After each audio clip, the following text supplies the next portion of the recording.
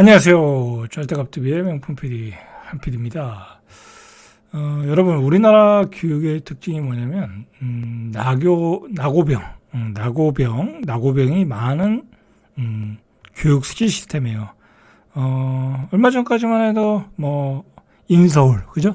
인서울 못하면은 대학 입시에 실패, 그죠? 요즘은 인서울도 의미가 없죠. 자, 그 다음에 스카이를 못 가면 실패. 나머지는 다 이제 실패한 거예요. 자, 요즘은 뭐예요? 의대를 못 가면 실패. 자, 그럼 나머지는 다 루저라고 볼 수는 없고요. 어쨌든 전체적으로 우리나라 교육 시스템은 전부 다 이렇게 입시로 몰아넣는 아주 천편일률적인 교육이잖아요. 전부 다, 그죠? 초등학교 때부터 공부를 잘하건 못하건 무조건 학원을 다니는 거야, 그죠? 무조건 영어 수학 학원 다니고, 그죠? 중학교 때도 무조건 중국 저기 어디죠? 독일처럼 마이스터교를 간다든지 그렇게 해서 자기 개발 자기가 잘하는 걸 중학교 때 또는 고등학교 때 이렇게 해야 되는데, 요즘은 다 무조건 대학 가려고 그러잖아요. 좋은 대학 가려고. 결국은 그거 다 어떻게 되겠어요? 자기가 원하는 대학을 못 가니까 다 대학 다니다 그만두고, 그죠? 우왕좌왕 방황하고, 그러다가 무엇을 할까 고민을 하다가 각자 알아서 또 자기 일자리를 다 찾아가잖아요, 그죠? 어떤 사람은 공장으로 가고, 어떤 사람은 자영업하고, 어떤 사람은 공무원도 되고, 그죠? 이렇게 가잖아요. 결국은 이게 어떻게 보면요, 제가 요즘 생각을 해봤는데, 이런 교육 시스템이 있죠. 이런 어떻게 보면 실패자를 많이 양상하는 이런 교육 시스템은 기득권이 딱 좋아하는 시스템이야. 그렇죠? 자기가 원하는 대로 못 가니까 오고 갈 데가 없잖아요. 그죠? 오고 갈 데가 없는 거야. 그죠? 오고 갈 데가 없으니까 먹고는 살아야 될 거 아니야. 또 결혼도 해야 되고 하니까 노동자가 되고 공장으로 가거나 아니면 비정규직이 되거나 그런 거죠. 저가 노동력 시장으로 빠져나가는 거죠. 자, 이런 게 기득권이 좋아하는 교육 시스템이다. 항상 저는 생각해요. 근데 우리가 이런 교육 시스템을 가지고 한강의 기적을 사실 또 만들었어요. 아이러니하게도. 그러면서 임금이 너무 낮으니까 또 여러 가지 노동자들이 데모도 하고 사회 참여 운동도 하면서 그들의 권리를 찾아서 요즘은 많이 이제 노동자의 권익이 향상됐잖아요. 심지어는 규정 노동자도 나오고, 그죠? 그렇게 된 거죠. 자, 어쨌든 우리 경제는 이런 저가 노동력, 이런 교육 시스템을 가지고 그런 많은 노동자들이 생산되면서 그런 노동력을 바탕으로 성장을 해왔다라는 게 중요한 거야. 그런데 중요한 거는 이런 시스템이 이제 먹히지 않는다라는 거야. 그죠? 왜? 일단은 보세요. 옛날에는 무조건 돈 벌러 나가야 돼. 그죠? 근데 지금은 옛날에는 4명, 5명 그렇게 났었잖아요, 우리가. 근데 지금은 저희 세대잖아요. 저희 세대 자녀들이 이제 한참 일할 세대니까, 이제 30대 그렇게 되니까, 20대부터 30대니까. 근데 얘네들은 우리 때는 둘밖에 안 났잖아요. 심지어 한 명만 났고. 그런데 얘네들이 저가 노동력 시장, 그러니까 교육 시스템에서 좋은 대학 못 가고 실패를 했어.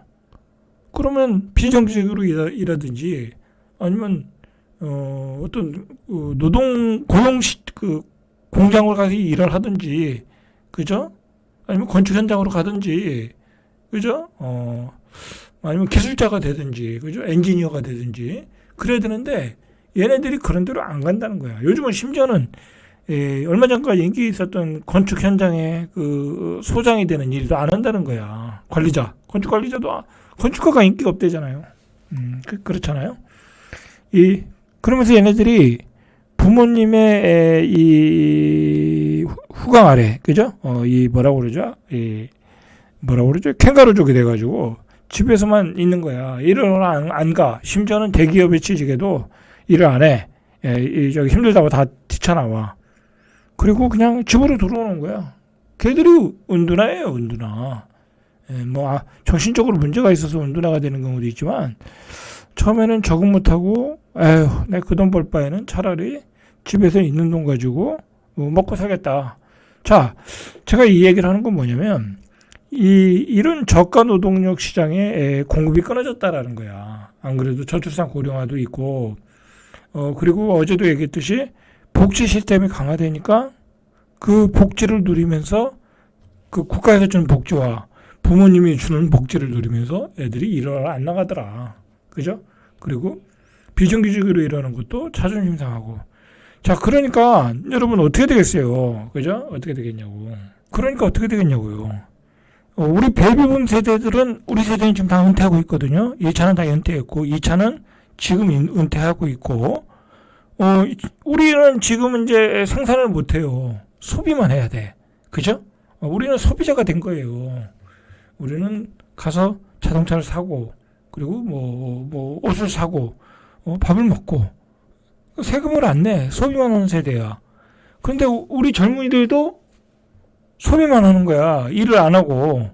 그러면 나라가 돌아가겠어요? 경제가 안 돌아가는 거죠. 그죠? 자, 그런 문제가 지금 우리의 현실 앞에 닫혀 있다. 그래서 그게 인플레이션 효과를 끌어올리고 있다라는 거야.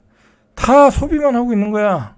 그죠? 그런데다가 어제 얘기했듯이 세계의 공급망이 깨졌다 이제. 중국이 세계 공급망에서 이탈하고 미중 간의 생사를 건 패권 전쟁 때문에 공급망이 깨졌다.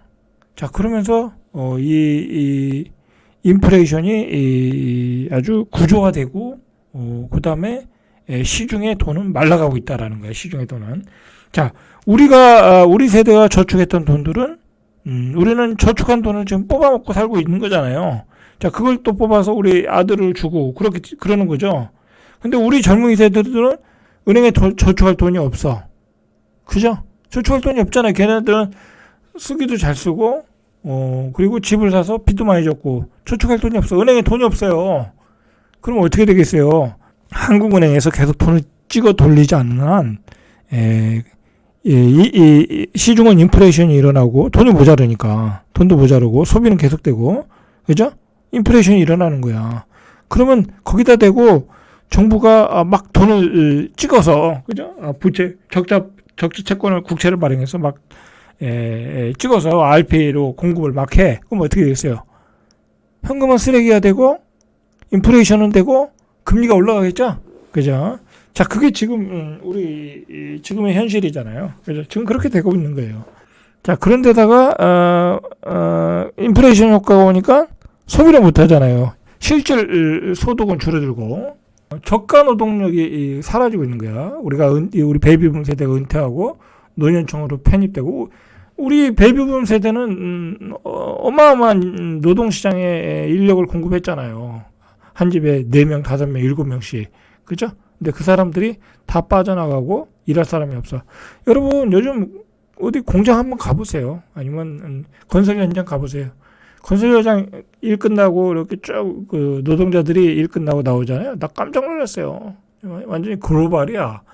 예전에는 조선족들이죠. 조선족들이 좀 많았는데 요즘은 안 그래요.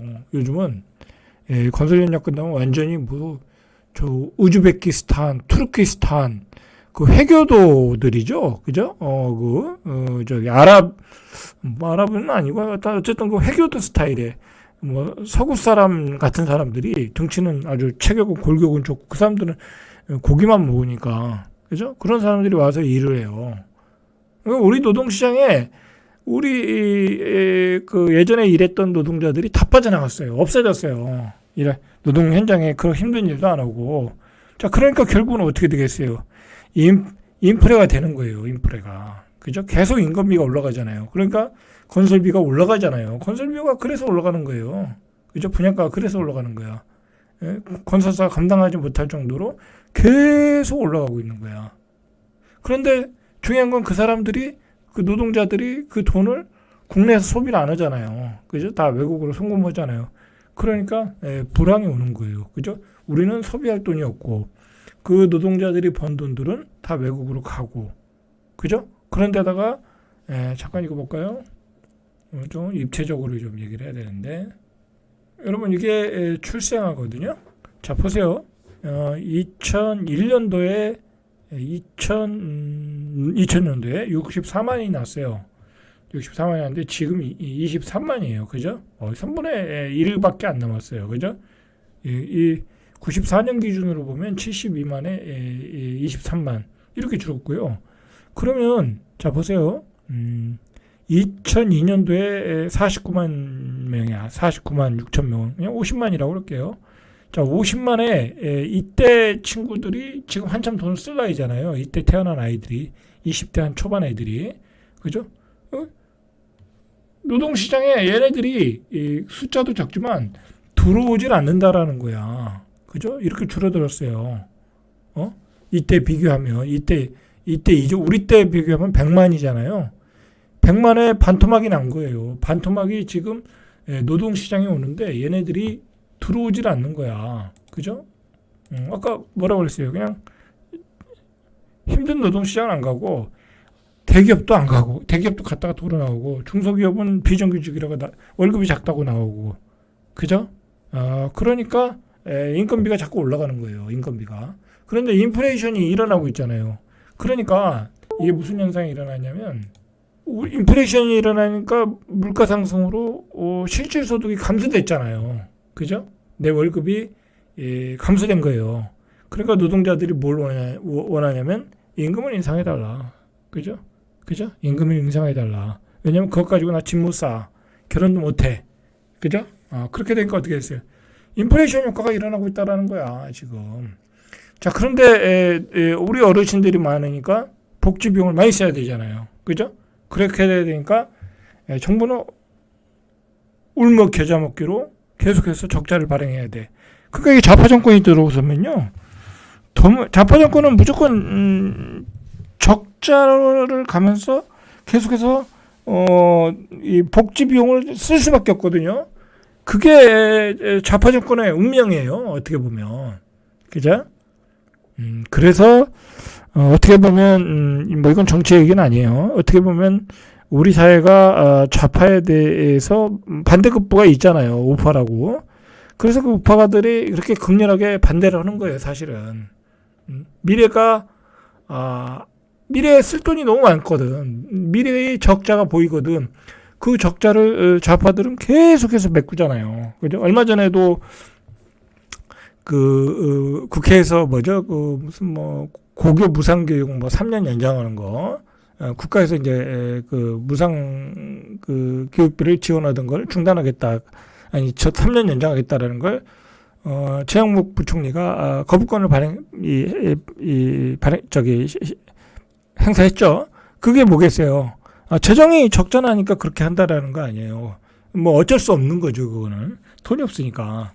그런 충돌이 계속 일어날 수밖에 없어요. 근데 또 재밌는 게 뭐냐면요.